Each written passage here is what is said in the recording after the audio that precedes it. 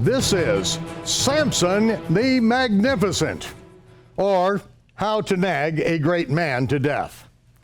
We're in the 12th chapter of Judges, and just before we go to the last judge in the book of the Judges, we go back and rehearse what has transpired with Jephthah. Jephthah was the one who is the son of an Israelite and also the son of a prostitute who is thrown out of his house, but yet his brothers ask him to come back in and defend them against the Ammonites. When the Ammonites attack, then he goes on the attack, making a vow to the Most High God in the name of Yahovah that if the Ammonites are delivered into his hands against insurmountable odds, that he will return to his house, and whatever comes out of his house first, that he will offer as a burnt offering to Yahovah. Well, he was successful. And when he came back, his daughter, his only child, came out, and it was then that she asked for 2 months to bewail her virginity, to spend time with her friends in the mountains before she was then going to be a burnt offering, which does not mean a human sacrifice. That is unacceptable to the Almighty. What we have is her being dedicated completely in the temple service, which is not really the temple, it is the tabernacle at Shiloh, and we are going to see that the prophet Samuel, as a little boy, the same commitment is made by his mother that if she has a son, she will then put him in full-time service. And so after he was then weaned, then he went and lived at the tabernacle with Eli, and he was a prophet, he was a judge, and he was the one that anointed both the King Shaul and then later David as the king of Israel.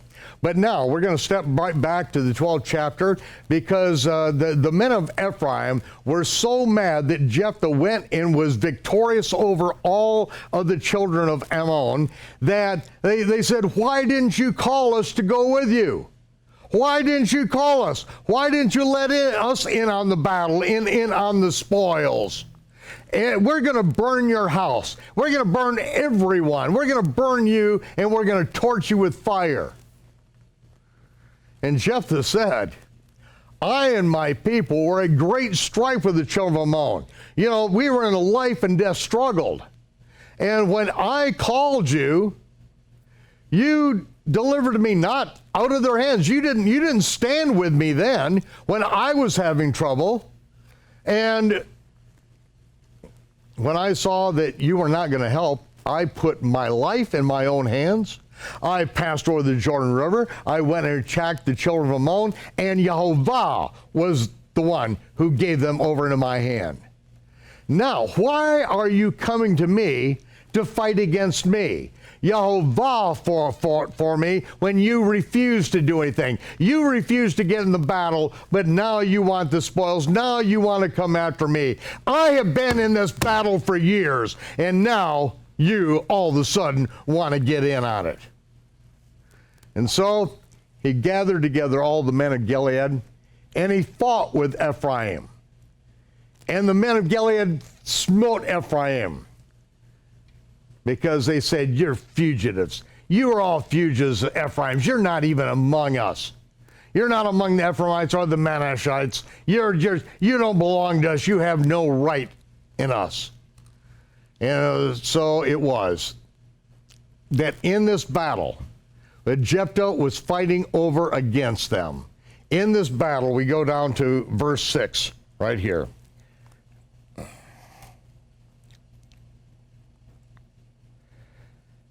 It says, "Gilead took the passages of the Jordan before the Ephraimites, the fords of the Jordan. And so when the Ephraimites, which escaped from the battle that he was having with them over on the other side of the Jordan, when they tried to cross the Jordan, probably at Beit Abarah, the house of the ford, that's when the Gileadites, this is when Jephthah and his men had taken the ford. And so when they wanted to pass back over, what they said to him, 'Are you an Ephraimite?'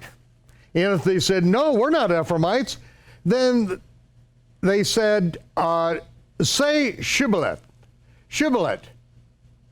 And they couldn't say it. They could say Sibboleth, Sibboleth, but they couldn't say Shibboleth. They couldn't pronounce the sheen. They could pronounce but not the sheen. And so when they couldn't pronounce it right, they took them and they killed them right there.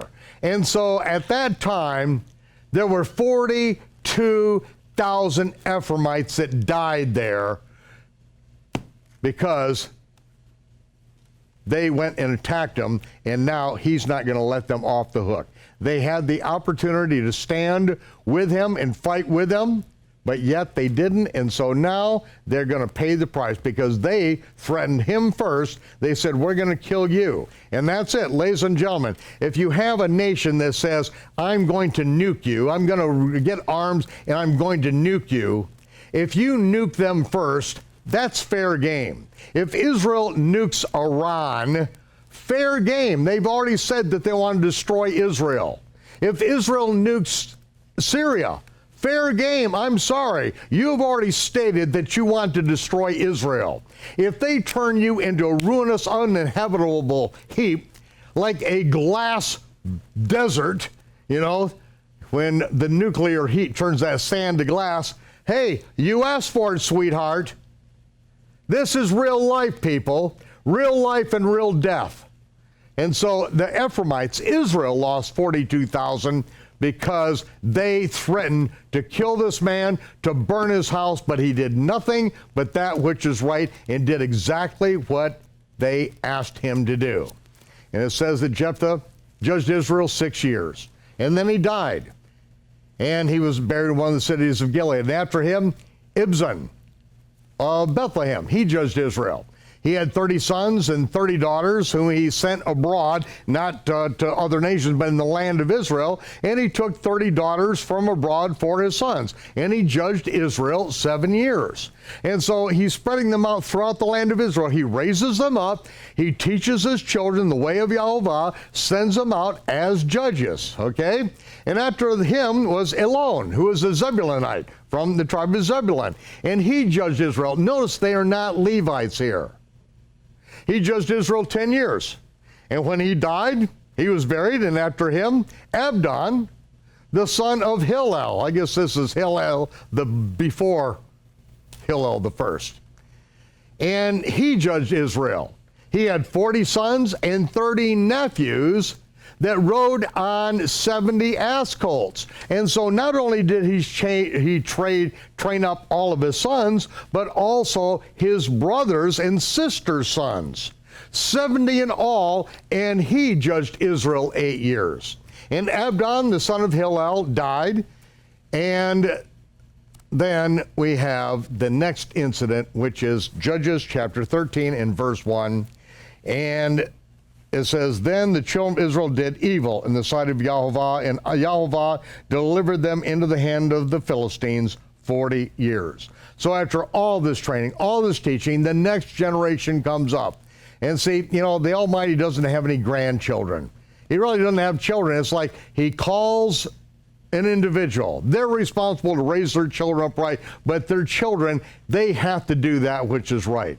And by the time you get down to the third generation, the integrity of the calling sometimes can wane. You can lose some of the generational blessings unless the children and grandchildren stay hot and learn from their parents what it takes to walk this life in a spiritual way. And so now for 40 years, the Philistines are giving a lot of trouble to Israel. And there was a certain man of Zod, of the family of the Danites, whose name was Manoah. His wife was barren. And the angel of Yahovah appeared to the woman and said, behold, you are barren, and you bear not. And she says, I know, I read the previous verse. Now, beware. You listen up and pay close attention. Do not drink any wine or strong drink. Do not eat any unclean thing, because you are going to conceive and you will bear a son. No razor shall ever come upon his head. He shall be a Nazarite, set apart one from the womb. he shall begin to deliver Israel out of the hand of the Philistines. So it's going to take a while. 40 years are already in having trouble, and the Philistines are already subduing the land and putting the people under hard bondage. They don't have any weapons. They are a nation in captivity. And now the angel says, be careful. This is what I'm telling you to do. Never cut this man's hair. He'll be set apart from the womb. He's going to begin to deliver Israel out of the hand of the Philistines. And then the woman came back and told her husband and said, a man came to me, and his countenance was like the countenance of an angel. He was frightening. I was just frightened by him. But I didn't ask him where he came from, and I don't know his name. But he said that I'm going to have a child, a son, and I'm not to drink any wine, no strong drink, no single malt scotch, no drambuie, nothing. I'm not to eat any dog, cat, rat, squirrel, shrimp, lobster, pig, nothing unclean. For the child should be a Nazarite from the womb to the day of his death. Then Manoah entreated Yahweh. He prayed and said, my Lord Adonai, my Lord, let the man of God which did come and speak this come again and teach us what shall be done to this child that shall be born. And so it says that the Almighty hearkened unto him and sent the angel back again, as she was sitting in the field. But her husband wasn't with her at the time, and so the woman ran and told her husband and said, the man that appeared to me the other day, he's come back. And so Manoah went out immediately and came to the man and said, are you the man that spoke to the woman? He said, yes, I am. And he said, now, let everything you said come to pass. But how shall we raise the child? What shall we do for him? And the angel said to Manoah, everything I told the woman, you do it. She's not to eat anything that comes from the vine. She's not to drink wine or strong drink. She's not to eat anything unclean. And that is what I commanded her to do. And Manoah said to the angel, let us detain you until we've made a kid ready for you. And the angel of Yahweh said, you can detain me, but I am not going to eat anything. And if you will offer a burnt offering, you must offer it to Yahweh, not to me. For Manoah did not know this was the angel of Yahweh. And so Manoah said to the angel, what is your name? And when shall these sayings come to pass? And, so we want to do honor to you when everything happens. And he said, why do you ask my name? It's a secret. I'm not going to tell you. So Manoah took a kid and a meal offering and offered it upon a rock, and the angel did a wonderful thing. While Manoah and his wife looked on, that when the flame of the offering went up, the angel then went up in the flame from off the altar and ascended up into the flame, up into the heaven. And when they saw it, they fell on their faces, and they didn't see the angel anymore, but they knew then it was an angel. And Manoah said, we're going to die. We're going to die. We've seen God. But his wife said, if Yahweh wanted to kill us, he would not have received a burnt offering and a meal offering in our hands. Neither would he have shown us these marvelous things. And it came to pass that the woman bare a son and called his name Shimshon, which is shine like the sun. That's what Samson means. It's Shimshon, shine like the sun. And the child grew, and Yahweh blessed him. And it tells us that the Spirit of Yahweh began to move on him at times in the camp of Dan between Zorah and Eshtaol. And now we are going to go to the first incident where now the hand of the Almighty is moving, but his parents don't recognize it. Chapter 14, verse 1. Samson went down to Timnah and saw a woman of Timnah of the daughters of the Philistines. And he told his father and mother and said, I've seen a woman of the daughters of the Philistines, and I want her for my wife. And his father and mother said, wait, there are plenty of girls, and I mean some real knockouts among your brethren. Why are you going to go get a wife of these uncircumcised Philistines? And Samson said to his father, get her for me. She is an absolute doll. I want her. But his father and mother did not know that it was Jehovah, and that he sought for an occasion, Jehovah sought for an occasion against the Philistines. For at that time the Philistines had dominion over Israel. So this is a commandment. You don't take a wife of another nation. This is what we are told. But yet Jehovah moves Samson to fall in love with this girl, and he has a dead crush on her. There's no way out. This woman I'm going to marry. His parents didn't understand it. They said, no, don't do this. But they didn't know that Jehovah put it in his heart. Then Samson went down, his father and mother went to Timnah, came to the vineyards, and said, and while they're on the way down, there was a young lion that roared at him. And it says the spirit of Jehovah came upon him, and he grabbed this lion and rent him, tore him apart with his bare hands, like he would tear apart a baby goat. But he didn't tell his father and mother what he had done. And so, but when Samson went down, he talked with the woman. She pleased Samson. And after a time, he returned to take her and turned aside. And on the way down, he turned aside to see the carcass of the lion because, this is quite a glorious thing. You rip this lion apart, threw his carcass over the side. He wanted to see what's happening. And there was a swarm of bees and honey that was in the carcass. And so he took it in his hands and reached in and took out from the lion the honey that was in the carcass of the lion. In verse 10, we continue on. Because now his father and mother, they come down to the women, down in Timnah. And there they make a feast. This part of the wedding feast. This is a 7-day feast, just as the young men would often do. And it came to pass, when they saw him, that they brought 30 companions to be with him. And Samson said, I'm going to put a riddle to you, Philistines, to the family of my to-be wife, my intended. And if you can tell the answer to this riddle in 7 days, then I'll give you 30 sheets and 30 changes of garments. But if you can't declare it to me, here's the deal. You give me 30 sheets and 30 changes of garments. And they said to him, okay, tell us a riddle. We'll hear it. And he said to them, out of the eater came forth meat, and out of the strong came forth sweetness. And after 3 days, they couldn't expound the riddle. And then on the 7th day, they said to Samson's wife, seduce your husband. You really press on him to declare the riddle.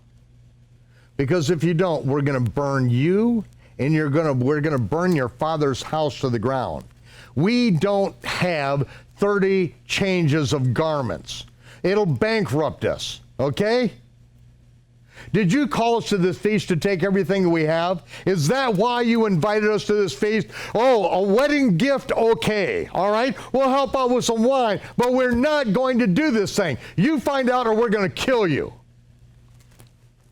And so Samson's wife went before him and wept and said, you don't love me. You really don't love me. If you love me, then you tell me the riddle, but you haven't told me. You don't trust me. If you really trusted me, you certainly would tell me what this riddle is about. But no, you don't love me. And how can I marry you? How can I possibly live with a man who doesn't trust me? And Samson said, look, I told my mother and father. Am I going to tell it to you? I hardly know you.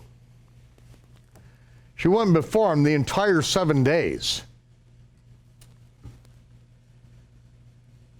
Day after day, for the entire 7 days, all while the feast lasted. It came to pass on the 7th day that he finally told her, because she kept on pressing him and nagging him over and over and over, and she's not even his wife yet. And so then she told the riddle to her own people. And so on the 7th day, just before the sun went down, they said, what is sweeter than honey? And what is stronger than a lion? And Samson said, you'd never found out my riddle if you hadn't been plowing with my heifer.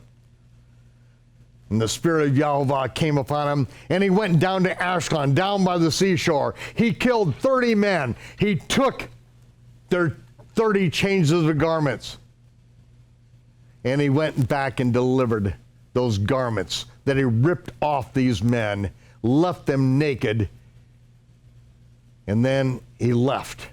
He was so angry at this witch who deceived him. He was absolutely furious, and he went up to his father's house. In the meantime, Samson's wife was given to his best man, who was a Philistine. Now, things are not going to go well. Chapter 15, verse 1, it came to pass. It's about the time of the wheat harvest that Samson visited his wife, because remember, they had the whole marriage ceremony and everything, but he left infuriated. They did not come together. And he said, now I'm going to go into my wife, take her into my chamber. I've settled down. I've calmed down. And so he goes back, he takes a kid, and he's going to have a big party there. And finally they're going to have their honeymoon. But her father refused to let him go in unto her. And he said, I thought you hated her guts. I thought there's no way you could forgive her, so I gave her to your best man. But look, her younger sister is much more beautiful than she is. Take her instead of her.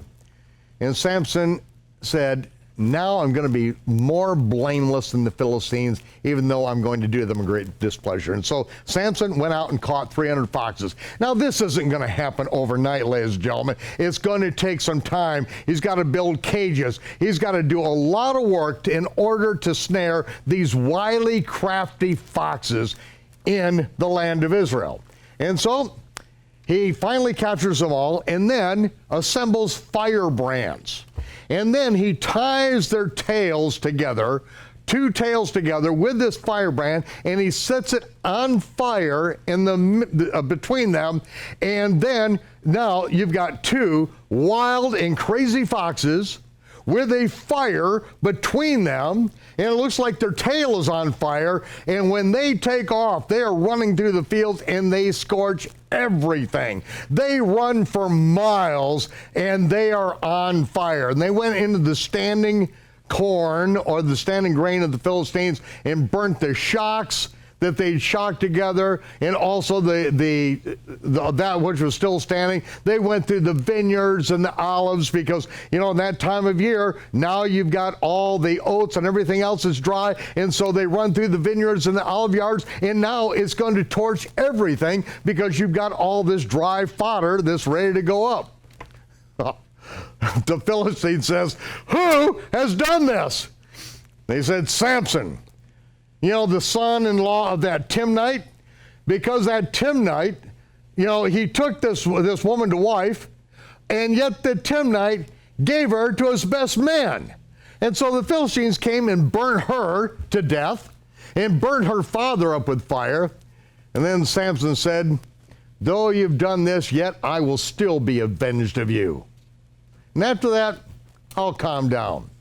And it says, he smote them hip and thigh with great slaughter, and he went down and dwelt in the top of the rock Etam. Now, a while later, the Philistines went up and pitched in Judah. They came all the way up into the area of Judah. They're not down in the Gaza where the Philistines have been living a long time. No, they're right up there in Judah's face. They spread them out in the valley of Lehi. And the men of Judah says, why have you come up against us? And they said, because we want to bind Samson. That's why we've come up. We're going to kill him. And so 3,000 men of Judah went to the top of the rock, this mountain, Etam, where Samson was living. And they said, don't you know that the Philistines are the lords over us? We're in subject to them. We have no weapons because we have to go to them and have even our plows and our mattocks and our axes sharpened. We have no weapons. They are our masters. What have you done to us? They're coming up to kill us now. They have made a full-scale invasion. What have you done to us? And they said to Samson, we're going to bind you and deliver you into the hands of the Philistines, 3,000 of us. And Samson said, okay, I'll let you do that. But swear to me that you're not going to fall upon me and kill me yourself. When they spake that to him, they said, okay, we're going to bind you fast. We're going to deliver you into the hands of the Philistines, but we promise, we will not kill you. And so they bound him with 2 new cords and brought him up from the rock. And then he came to Lehi. Lehi, which is called the jaw. He came to the jaw. But this jaw, he came to Lehi because it's not yet known as Lehi. It'll be known as Lehi after this particular event. But now we are going to see one of the most glorious fights in all of the annals of Kung Fu movies that have ever been done. Bruce Lee's Enter the Dragon does not come close to what transpires next.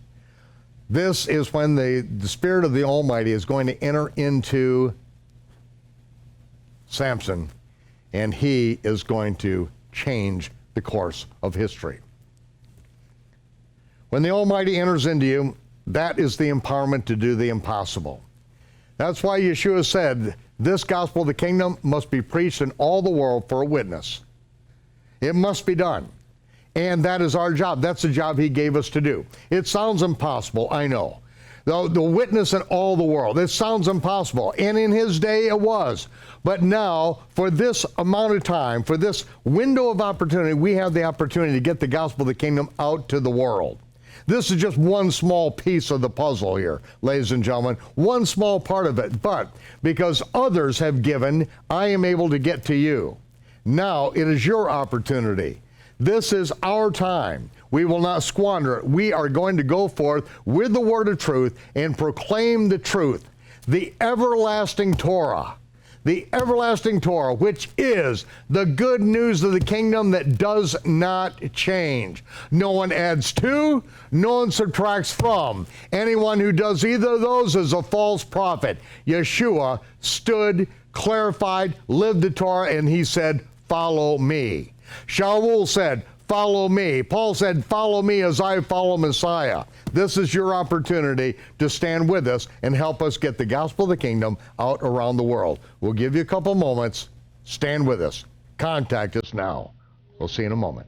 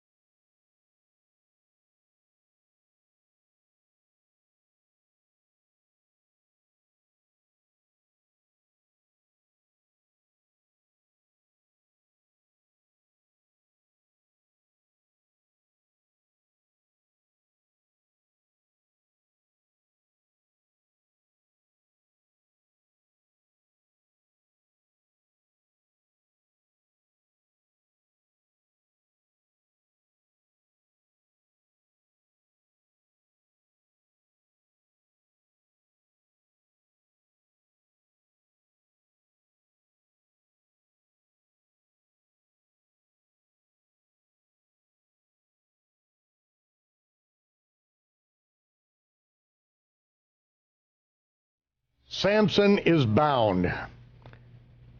New cords. 3,000 Israelites deliver him to a place which is going to be became known as Lehi. And it says that the Philistines shouted against him. This is where it gets all X-rated and everything. We can't say what they shouted against him, but we know that they had just destroyed all of the crops of the Philistines. He has killed 30 of their companions over at Ashkelon, over at the coast. This man, they are ready to go up against the entire nation of Israel because they want to kill this man. And so when they started shouting against him and cursing him, and probably cursing the God of Israel, the Spirit of Yahweh came upon him. The cords that were upon his arms became like flax burning fire. His bands were loose from off his hands. His shackles were loosed. And he found a fresh jawbone of an ass. And he put forth his hand and took it. And so 1,000, wait just a minute. It's like you don't find a fresh jawbone of an ass just laying around. No, what's going on? He walked over, here's an ass. He walks over to him, grabs him by the head, reaches under, grabs his jaw, rips his jaw from under, breaks it in half, and then he goes absolutely ape with these two halves of a jawbone, with the teeth of this ass, just ripping and slicing and dicing, cutting these people, cracking their skulls. 1,000 of them are going to lay dead at the end of this thing. 1,000 men with the jawbone of an ass, this bloody jawbone of an ass. Yeah, I could see the movie now.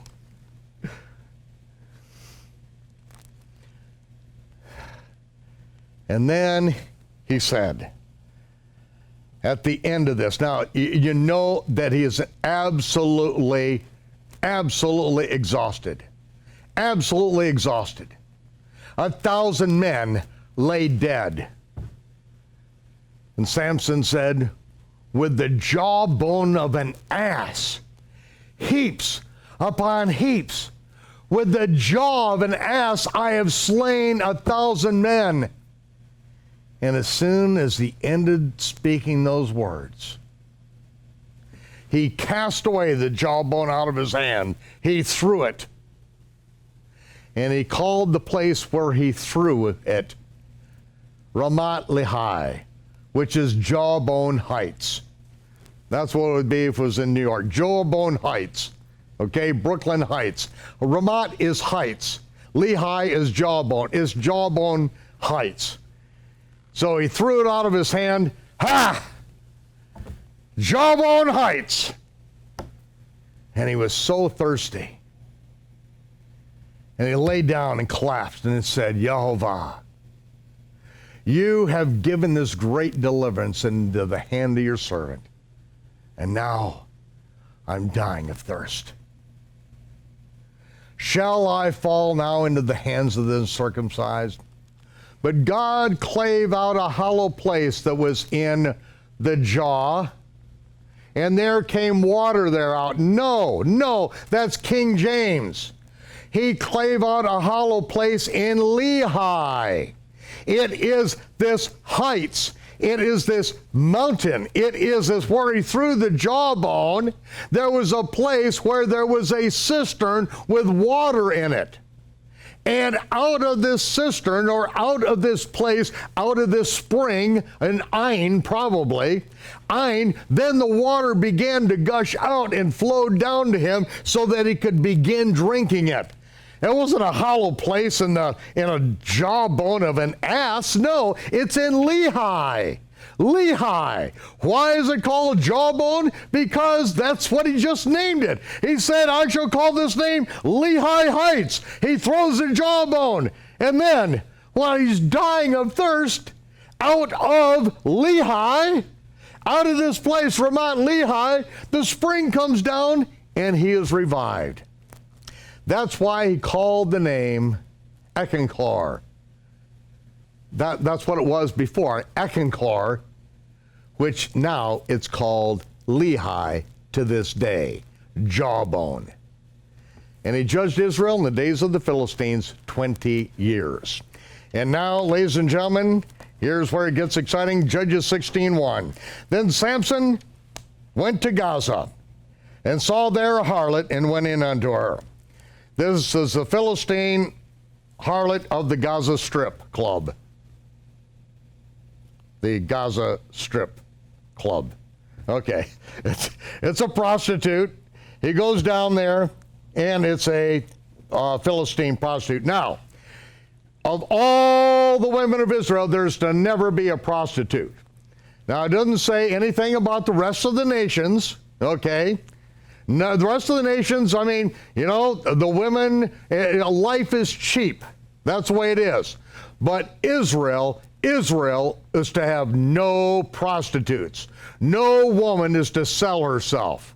Then, you know, of course, the believers, those who are grafted into Israel, are not to sell themselves as whores. Now, I know there's a cult of called Messianic Judaism, who says that, you know, if you're if you're Jewish, then you keep the commandments, but if you're a Gentile, you don't have to keep the commandments. They're like, you know, two houses, us Jews and them, the Gentiles. And for them, it's just fine if the Gentile girls in their congregation are whores, if they're prostitutes, because, you know, there's no commandment concerning prostitution among the other nations, among the pagans. But there is a commandment against Israel. And anyone who is grafted into Israel, who becomes grafted into the root of Israel, they are not to be prostitutes. But Samson goes into this harlot, and it was told the Gazaites, those who lived in the Gaza Strip, that says Samson came in, and he's in this house of prostitution, house of ill repute. He's at Bel Wallen's place. Circle the place. And so they compassed him. The entire, all the people went all the way around Bel Wallen's house of prostitution and laid wait for him all night at the gate of the city. And they were quiet all night, saying, in the morning, when it's day, we're going to kill him. And Samson laid there till midnight. And at midnight, he should have been completely worn out, but he went out and took the doors of the gate of the city. The gate of the city. And the gate of the city weighs thousands of pounds. This is the point at which you're going to be able to keep the attackers out of this place. The gate of the city, it says, and he took the gate of the city and the two doorposts, and he carried them away on his shoulders and carried them all the way to the top of a hill before Hebron. 45 miles. I'll tell you, that was an afterglow for this man. 45 miles at midnight, he walks out with the gates of the city, thousands and thousands of pounds. Huh. After that, he loved a woman in the valley of Sorek whose name was Delilah. Delilah means feeble. And this is Delilah's feeble attempt to gain wealth by hooking up with a man who appears to be a god. I mean, thousands of pounds on his shoulders, carried away 45 miles. It's like, man, this is every woman's dream. After that, a woman loved this woman whose name is Feeble. And the lords of the Philistines, all their senators and congressmen, came to her and said, entice him and see where his great strength lies, and by what means we may prevail against him, that we may bind him to afflict him. And we will give you, every one of us will give you 1,100 pieces of silver. Ladies and gentlemen, that's $10,000 for each one of them. Obviously from the re-election campaign funds. $10,000 a piece. How many of them are there? How many senators and congressmen do we have for the nation? Maybe 236. I don't know. But this woman is going to be loaded. She's going to have, probably $250,000. She can do anything. She'll be independently wealthy. All she has to do is take down this great man. So this feeble woman, Delilah, which was a drop-dead, knockout, gorgeous girl, obviously. And Samson loves her. He can have anyone in the kingdom, anyone. Philistine, Israelite, they would all be fawning at his feet at this point. But Samson loves this girl, and so Samson says, "Tell me, I pray thee, wherein thy great strength lies, and wherewith thou mightest be bound to afflict thee." In other words, trust me. Trust me, Samson. Why don't you trust me? Well, Samson, you don't love me. You really don't love me. If you really love me, you'd put my name on all your bank accounts. Prove your love to me, Samson. Prove your love to me. Samson said, okay. If someone blinds me with 7 green wisps, like this, take all the leaves off a weeping willow, and before they get dried and they tie me up, I'm going to be weak. And so the lords of the Philistines brought up to her 7 green wisps, which had not been dried, and so she binds them up with them. Now, how'd she get away with this? Samson, baby, let me tie you up, you big, strong man. Let me tie up. I'm going to show you a good time. Let me tie you up. You can always trust your little woman to do you right. And now, I'll say, okay, you can tie me up. All right, you can tie me up. Now, what he didn't know is that there were men who were lying in wait, abiding with her in the chamber. Abiding, living with her in the chamber. And so she said to him, "Oh no, Samson, the Philistines are upon you, Samson." And bam, he broke the wisp as a thread is broken when it touches a fire. So she still didn't know where his strength came from. And then later on, Delilah came to Samson and said, "You mocked me. You mocked me. You tell me lies. All you do is lie to me. You mock me. Tell me. You've got to tell me. Because you're just so aggressive. You kill my people. You 1,000 people there. You're just so aggressive. You just need to back off. Why are you so aggressive? Why don't you just tell me. What can I do to help you?" He said, "Well, I think I'll get rid of some of my aggression if I'm bound fast with new ropes that had never been used before. Then I will just be as weak as any other man." And so Delilah got some new ropes and tied up Samson and said, "Oh no, Samson, it happened again. The Philistines are upon you." And there were liars in the way to the chamber. And so, bam, he broke them off his arms like a thread. Oh, now Delilah finds, "You have mocked me. You tell me nothing but lies. Nothing but lies. You need to get in touch with your feminine side. You need to just relax, honey. You are so aggressive.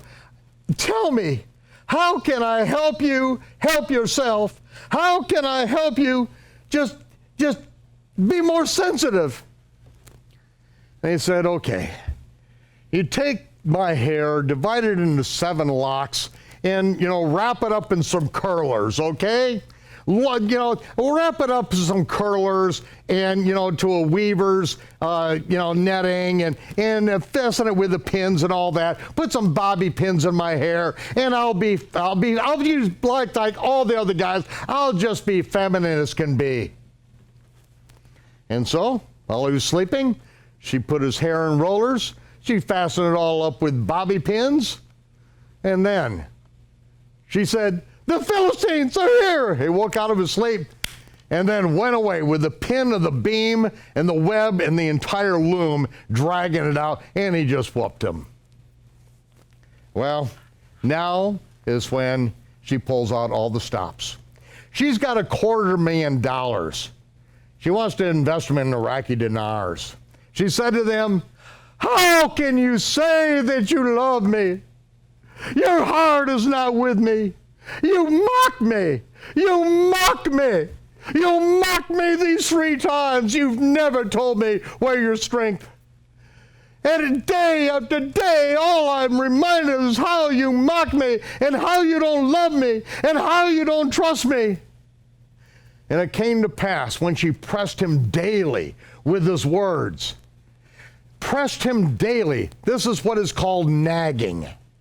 And she nagged him so that his soul was vexed to death. He said, woman, I would rather die than have to live with your nagging the rest of my life. Solomon, the wisest man in the world, picked up on this whole dilemma.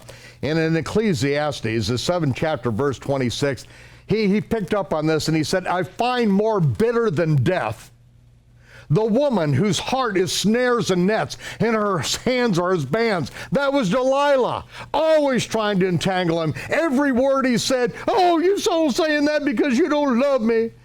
You put everybody else before me. And he's saying, I find more bitter than death the woman whose hands are as shackles, whose words are trying to capture me. Whoever pleases God, he says, shall escape from her. Samson didn't escape from her, but it says the sinner shall be taken by her. It also said it's better to dwell in the corner of a housetop than with a nagging woman in a wide house. This is a way to lose a man. This is a way to take a great man and turn him to absolutely nothing. Nag him. Everything he says, he's never good enough, he doesn't love you enough. All these things, Delilah gave her feeble attempts at how to trap this man, how to get him to take care of her, and she wants him to submit to her. And that's what it's all about, ladies and gentlemen. If he'll just submit to her, then everything will be fine. And what does she want to do? She wants to kill him. Because there's money. Got to watch out. This is his second wife. Then he told her all his heart. He wants to die. Well, how's this go? You know, Samson, you don't love me. Prove your love for me. If you don't love me, if you don't tell me I'm going to go home to my mother.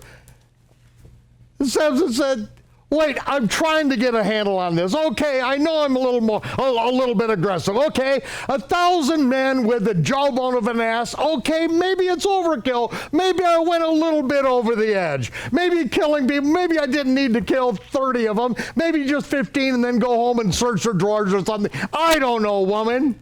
I'm trying to get a handle on this. I know. I'm trying to do better. I thought you said you were going to go home to your mother. There's no way he could win. Finally, he said, there's never come a razor upon my head. I've been a Nazirite to the Almighty from my mother's womb. If all my hair is cut off, my strength will go from me. I'll be weak. I'll be like any other man. Then you can kill me. When Delilah said he finally showed her all his heart, she called for the members of the Senate and the Congress of the Philistines and said, come on up. I know what to do. Bring the money with you this time. The lords of the Philistines came up and brought the money in their hand, and she made them go to sleep on her knees. She called for a man, caused him to shave off the locks of his head, and she began to afflict him. She began to afflict him. It showed what was really going on in her heart the whole time. All you have to do is give her the way to get the money, and this woman is going to take his life from him.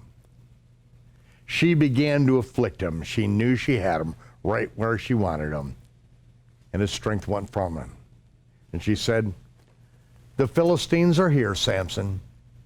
He woke out of his sleep and said to himself, Well, I'll just go out as I have done every other time. I'm going to shake myself. But he had no idea that Yehovah had departed from him. I find more bitter than death the woman whose heart is snares and nets, and whose hands are like shackles. Whoso pleases God shall flee, but the sinner will be taken. And he sinned. He sinned against the Almighty. He gave up his strength. He gave up his role as the head of the house. He submitted to this woman with her constant nagging. And finally, the hand of the Almighty and the Spirit of the Almighty had departed from him. The Philistines took him, put out his eyes, and then took him down to Gaza. Bound him with brass fetters, and he was in the prison house. He ground grain like an ox. Yet the hair of his head began to grow after he was shaven. The people in charge of the prison, slave labor, they have no idea. They have no idea what put him there in the first place. Then, later, the Senate and Congress got together, and they wanted to do a great sacrifice to Dagon, the fish god, and to rejoice. And so they said, Dagon, our God, who is worshipped on Dagon Friday. That's why I grew up eating fish on Friday in public school in Michigan, because of the worship of Dagon that got inculcated into the Roman religion of Constantine, and then finally all the way into America. The Dagon fish god worship, that's what happened. And so they're going to have a big party. And said, our God Dagon, the fish god, has delivered Samson, our enemy, into our hand.